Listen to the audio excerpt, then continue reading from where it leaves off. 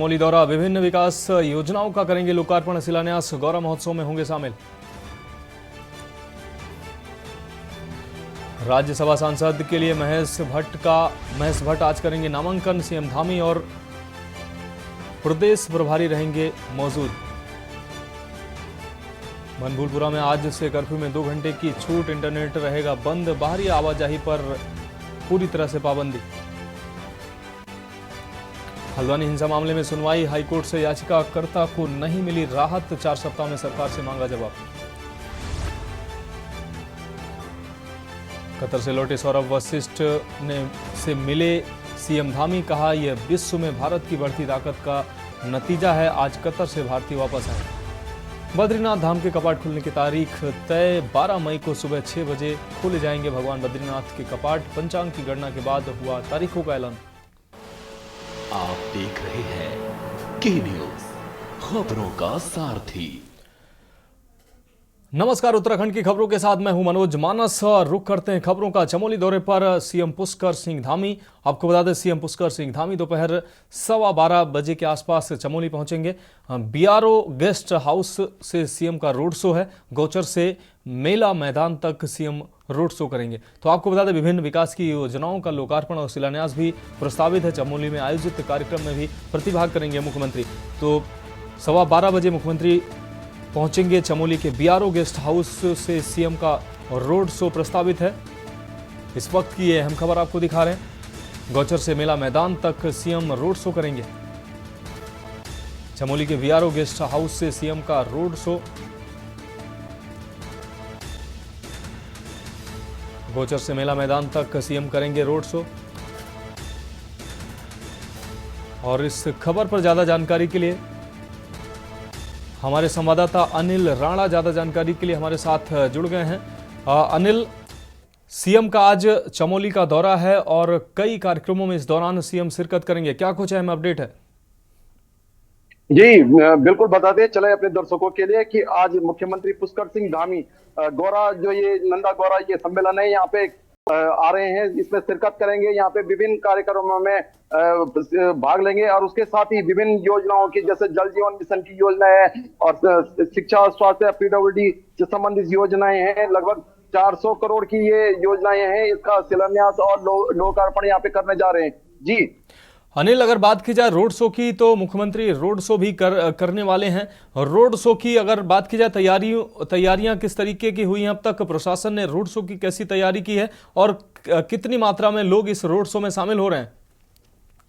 जी आपको बताते चले कि लगातार यहाँ पे जो गांव से लोग पहुंच रहे हैं। दूर दूर से, पूरे जनपद से लोग यहाँ पे पहुंच रहे हैं। महिलाएं पहुंच रहे हैं। विभिन्न आप देख सकते हैं कि विभिन्न तरीके से नारी शक्ति के रूप में माताएं बहनें यहाँ पहुंची हैं ये गौचर मेला मैदान में। और जो सड़क में रोड शो होना है, ये गरीब अफसर मेस से और मेला मैदान गौचर तक होना है। और अभी भी लगातार यहाँ पे जो महिलाएं हैं, जो बहनें हैं, वो यहाँ पहुंच रही है। विभिन्न विभागों के यहाँ पे स्टॉल भी लगाए गए। प्रशासन और पुलिस की टीम इसमें यहाँ पे मौजूद है। चप्पे चप्पे पर सुरक्षा के लिए दृष्टिकोण से सुरक्षा की व्यवस्था की गई है। यहाँ पिछली बार जहां रुद्रप्रयाग जिले की बात की जाए, वहां अगस्त्यमुनि में अव्यवस्था हावी रही, तो इसको देखते हुए भी यहाँ पे प्रशासन ने पूरी तैयारी की गई है। पानी की और जो अन्य समस्याएं हैं उससे जूझना न पड़े, तो पेयजल विभाग ने भी यहाँ पे पूरी तैयारी की गई है। वहीं बात की जाए तो महिलाएं अभी यहाँ पे मंच पे बैठी है। लगभग 12:30 बजे का ये कार्यक्रम होना है।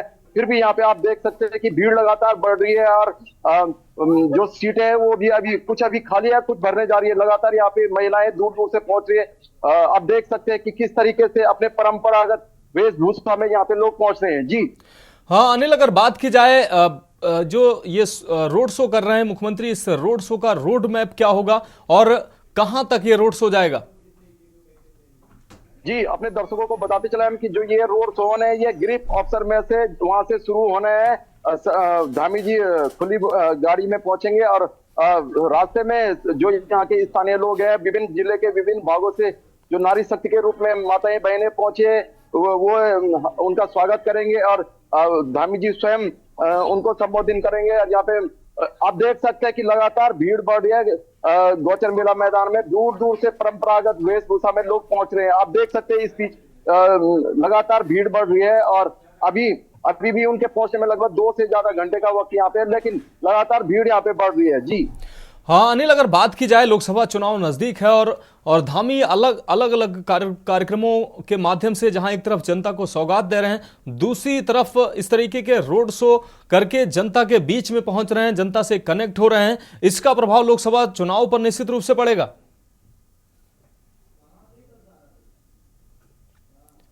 अनिल आपकी आवाज। जी अनिल, आप अपनी बात कंप्लीट करिए। जी अनिल आप अपनी बात कंप्लीट करिए। जी आप कह सकते हैं कि लोकसभा की चुनाव की भी तैयारी है, क्योंकि कुछ दिनों में यहाँ पे आचार संहिता लग जाएगी। तो इससे पहले यहाँ पे जो धामी सरकार है वो लगातार रोड शो कर रही है, कार्यकर्ताओं को एकजुट करने की कोशिश कर रही है।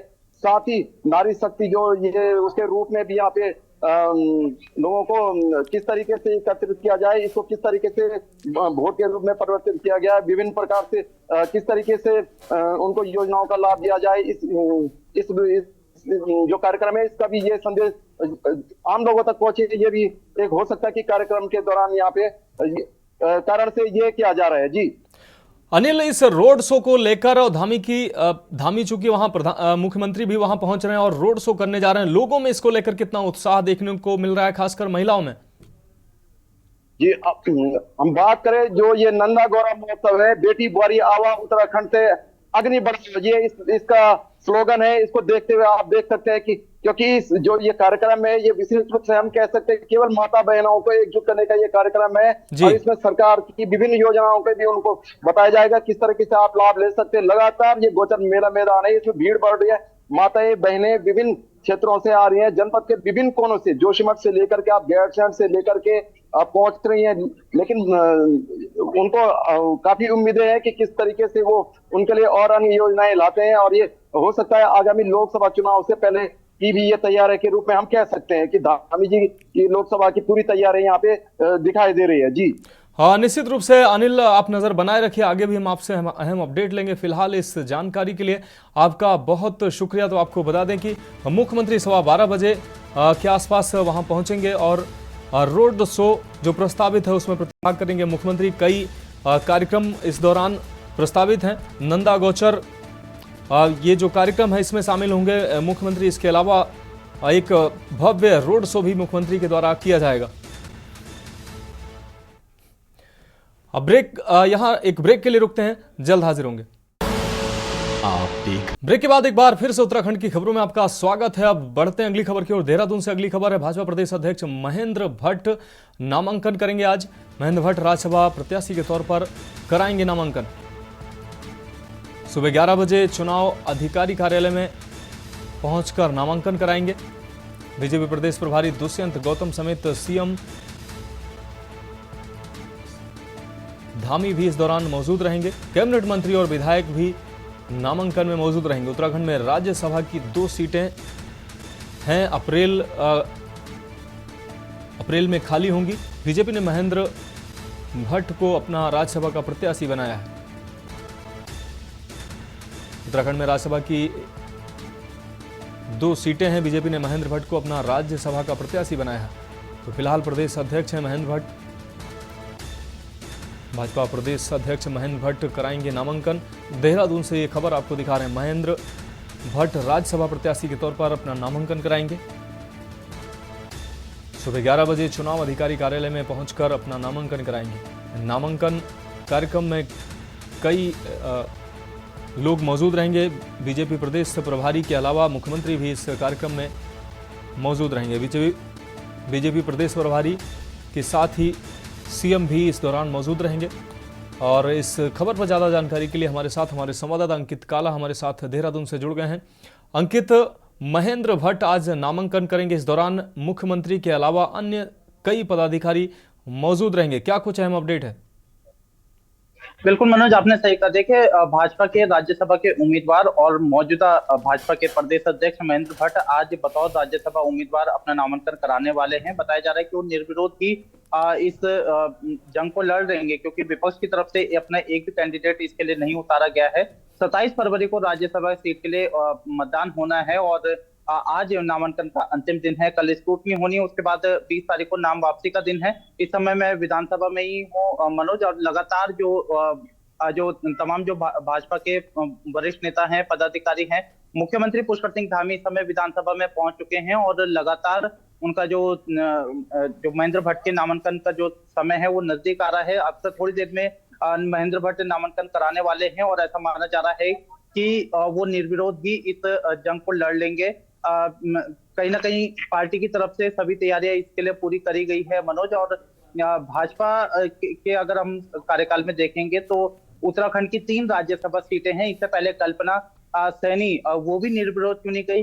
इससे पहले नरेश बंसल जो कि भाजपा के वरिष्ठ नेता हैं वो भी निर्विरोध चुने गए। और अब तीसरी बार ऐसा होने जा रहा है जहां पर कि भाजपा के जो राज्यसभा के उम्मीदवार हैं महेंद्र भट्ट, वो फिर से निर्विरोध ही चुने जाएंगे, क्योंकि जिस तरीके से कांग्रेस के पास अगर हम मौजूदा विधानसभा की स्थिति देखें तो 47 सीटें भाजपा के पास है और कांग्रेस के पास मात्र 19 है। तो ऐसे में विपक्ष ने निर्णय लिया है कि वो अपना उम्मीदवार नहीं उतारेंगे और ऐसे में विपक्ष के इस निर्णय के बाद महेंद्र भट्ट निर्विरोध राज्यसभा जाने वाले हैं। क्योंकि मौजूदा जो राज्यसभा के सांसद हैं अनिल बलूनी, उनका कार्यकाल 2 अप्रैल को समाप्त हो रहा है। तो इससे पहले की जो ये कवायद है, आज नामांकन का अंतिम दिन है, तो आज महेंद्र भट्ट नामांकन कराएंगे।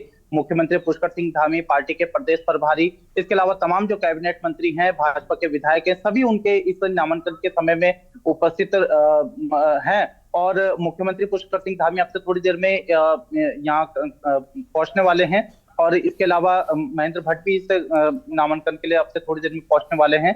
और तमाम जो पार्टी के बड़े नेता हैं वो सभी विधानसभा में पहुंच चुके हैं। तो अब से थोड़ी देर में महेंद्र भट्ट बतौर राज्यसभा के उम्मीदवार के तौर पर भाजपा की तरफ से नामांकन कराने वाले हैं और निर्विरोध उनका चुना जाना तय माना जा रहा है। अनिल, अगर बात की जाए उत्तराखंड में कई नामों की संभावनाएं चल रही थी, कई नाम ऐसे थे जिनको प्रत्याशी बनाए जाने की संभावनाएं चल रही थी। ऐसे में पार्टी ने महेंद्र भट्ट पर एक बार फिर से भरोसा जताया। बिल्कुल मनोज, आपने सही कहा। देखिए, महेंद्र भट्ट का नाम का कोई संभावना नहीं थी, क्योंकि पार्टी इस समय, अभी अगर आप देखेंगे तो लोकसभा चुनाव के लिए समय कम है। महेंद्र भट्ट खुद प्रदेश के अध्यक्ष हैं भाजपा की तरफ से। अब आप ऐसे समय में राज्यसभा का उन्हें उम्मीदवार बनाते तो ये सब चीजें ऐसी दूर के ढोल सुहाने वाली जैसी स्थिति थी। लेकिन जैसी ही लिस्ट आई तो उसमें चौंकाने वाला नाम ये आया कि महेंद्र भट्ट को पार्टी राज्यसभा का उम्मीदवार घोषित कर रही है। तो यानी कि पार्टी ने ये साफ कर दिया है कि वो नए चेहरों को अब तवज्जो देने वाली है। और इससे आप एक आंकलन और कर सकते हैं मनोज, की जो हमारा लोकसभा का इलेक्शन होने वाला है तो इसमें जो सिटिंग सांसद है कहीं ना कहीं उनकी टेंशन जरूर बढ़ेगी। क्योंकि पार्टी जिस तरीके से आपने मध्य प्रदेश में देखा, आपने राजस्थान में देखा, इस समय अगर हम उत्तराखंड की बात करें तो उत्तराखंड में भी अगर आप देखेंगे कि ऐसा जिनकी दूर दूर तक आती थी उनको राज्यसभा भेजा जा रहा है। अनिल बलूनी का नाम ऐसा आ रहा था कि उनको फिर से पार्टी रिपीट कर सकती है। तो यानी कि भाजपा ने यह साफ संदेश दे दिया कि अब वो नए समीकरण साधने की कोशिश करेगी। और महेंद्र भट्ट को उम्मीदवार बनाने के साथ साथ दूसरी तरफ हमें यह भी देखना होगा कि लोकसभा के इलेक्शन नजदीक है तो भाजपा की जो सीटिंग सांसद है, जो पिछले काफी समय से सांसदी में का चुनाव लड़ रहे हैं, कहीं ना कहीं उनके टिकट कटना भी ये एक संभावना हो सकती है। क्योंकि पार्टी समय नए क्लेवर, नए लोगों को जगह दे रही है। और ऐसे में अगर महेंद्र भट्ट की स्थिति से अगर हम देखें तो कहीं ना कहीं जो लोकसभा के इलेक्शन है वहां पर भी इसी तरीके से चौंकाने वाले नाम सामने आ सकते हैं। बहरहाल महेंद्र भट्ट की अगर हम बात करें तो अब से थोड़ी देर में मनोज वो यहाँ पर कार्यक्रम में पहुंचने वाले हैं और आज वो नामांकन दाखिल करने वाले हैं और निर्विरोध उनका चुना जाना तय है। क्योंकि 2 अप्रैल को मौजूदा जो भाजपा के राज्यसभा सांसद हैं अनिल बलूनी, उनका कार्यकाल समाप्त हो रहा है और आज नामांकन की अंतिम तिथि है। और इसके बाद फिर स्क्रूटनी का कार्य होना है कल, इसके बाद फिर नाम वापसी का समय है और 27 फरवरी को मतदान होना है। तो ऐसा माना जा रहा है कि 27 फरवरी तक की स्थिति नहीं आने दी जाएगी और कहीं ना कहीं निर्विरोध महेंद्र भट्ट चुनते हुए नजर आएंगे। हाँ, निश्चित रूप से अंकित, आप नजर बनाए रखिए। आपका फिलहाल इस जानकारी के लिए बहुत शुक्रिया। आगे भी आपसे अहम अपडेट लेंगे। तो आपको बता दें कि आज महेंद्र भट्ट नामांकन करेंगे। फिलहाल आपको बता दें मुख्यमंत्री और अन्य पदाधिकारी भी वहां पहुंचेंगे। यहां रुकेंगे एक ब्रेक के लिए, जल्द हाजिर होंगे। आप देख रहे हैं के न्यूज़, खबरों का सारथी। के बाद एक बार फिर से उत्तराखंड की खबरों में आपका स्वागत है। रुक करते हैं अगली खबर का। मुख्यमंत्री पुष्कर सिंह धामी ने कतर से सकुशल देहरादून वापस लौटे नौसेना के पूर्व अधिकारी सौरभ वशिष्ठ के टर्नर रोड देहरादून स्थित आवास पर जाकर उनके परिजनों से मुलाकात की है। इस दौरान मुख्यमंत्री ने सौरभ वशिष्ठ को सम्मानित कर शुभकामनाएं दी हैं। मुख्यमंत्री ने कहा कि सौरभ की सकुशल रिहाई विश्व में प्रधानमंत्री नरेंद्र मोदी एवं भारत की बढ़ती ताकत की पहचान है। यही नहीं, उनकी रिहाई मोदी है तो मुमकिन है का एक स्पष्ट उदाहरण भी है। मुख्यमंत्री ने कहा कि सौरभ वशिष्ठ लंबे समय के बाद तमाम मुश्किलों का सामना कर वतन वापस लौटे हैं। उनके परिवार के लिए ये अवसर दिवाली जैसा है।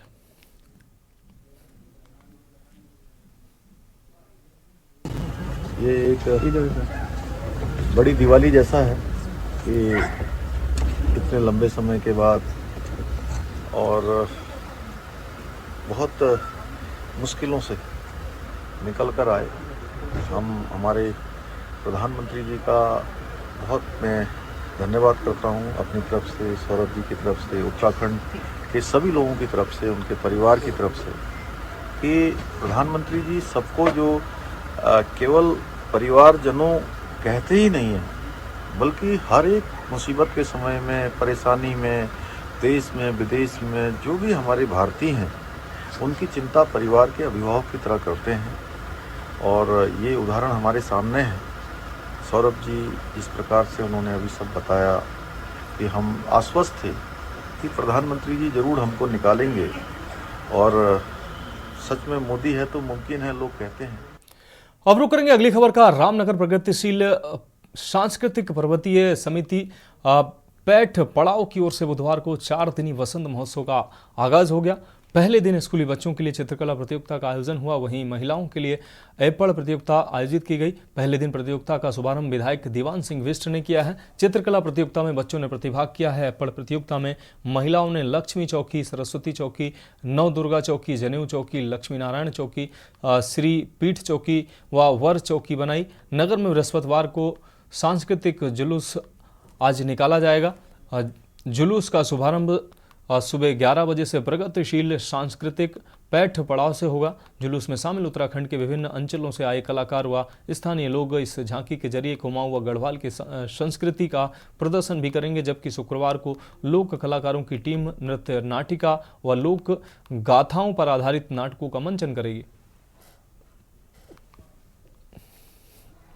ये हमारा बसंत पंचमी का त्यौहार है। सरस्वती माँ की वंदना होती है, ज्ञान और उसके माँ है उसके। ये बसंत पंचमी का जो महोत्सव हम मनाते हैं, हर वर्ष मनाते हैं, तो आज उसी 2024 में ये महोत्सव अभी बनाया जा रहा है और बहुत जोश खरोश से सभी लोग उसमें लगे हैं। मैं सभी लोगों से निवेदन करना चाहता हूँ कि सब लोग अपनी ओर से सहयोग करें, तन से, मन से, धन से, जिस प्रकार से भी सहयोग हो सकता है। और कल 15 तारीख को जो शोभा यात्रा निकलनी है उसमें अधिक से अधिक लोग भागीदारी करें, ये मैं निवेदन करता हूँ। प्रगतिशील सांस्कृतिक पर्वतीय समिति पैठ पड़ाव द्वारा 4 दिवसीय बसंतोत्सव 2024 का आगाज यहाँ पर आज हुआ है। इसका माननीय विधायक दीवान सिंह बिष्ट जी द्वारा इसका यहाँ पर विधिवत रूप से शुभारंभ किया गया। सुबह जो है एप्पड़ प्रतियोगिता के साथ इस प्रतियोगिता का जो है आज महिलाओं ने उसमें भागीदारी करी, और उसके पश्चात यह लोक नृत्य प्रतियोगिता स्कूली स्तर पर चल रही है। क्षेत्र के लगभग 22 से ज़्यादा स्कूलों ने इसमें प्रतिभाग कर रही हैं। उसके बाद कल यहाँ पर सांस्कृतिक जुलूस के साथ हमारी जो है सांस्कृतिक झांकी निकलनी है। उसके बाद परसों और नरसों जो 2 दिन जो है लगातार 16 और 17 उत्तराखंड से आई हुई टीमों के द्वारा यहाँ पर नाट्य मंचन किया जाएगा, जिसमें जो है विनर और जो है वो टीमों का यहाँ पर चयन किया जाएगा। हमारे बाहर से निर्णायक बंधु सभी आ रहे हैं। तो यह 4 दिवसीय आयोजन है। आप सब लोग बसंत के रंग में रंगे, और मैं सभी आप मीडिया जो हमारे साथ चंद्र सिंह जी हैं, मैं इनका भी धन्यवाद देना चाहूँगा कि आपने जो है बसंत के इस मेले को बहुत भव्य आयोजन दिया है। आपका धन्यवाद, बहुत बहुत आभार। इस बीच उत्तर प्रदेश के बिजनौर से अहम खबर सामने आ रही है। बिजनौर से ये खबर आपको दिखा रहे हैं।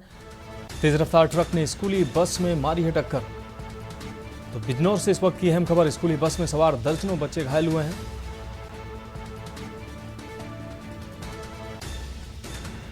कई की हालत गंभीर बताई जा रही है। तो यह अहम खबर आपको दिखा रहे हैं। स्कूली बस में सवार दर्जनों बच्चे घायल हुए हैं। कई की हालत गंभीर बताई जा रही है। जिला अस्पताल में भर्ती कराया गया है। थाना मंडावर के चंदक रोड का ये पूरा मामला है। तो बिजनौर से ये अहम खबर।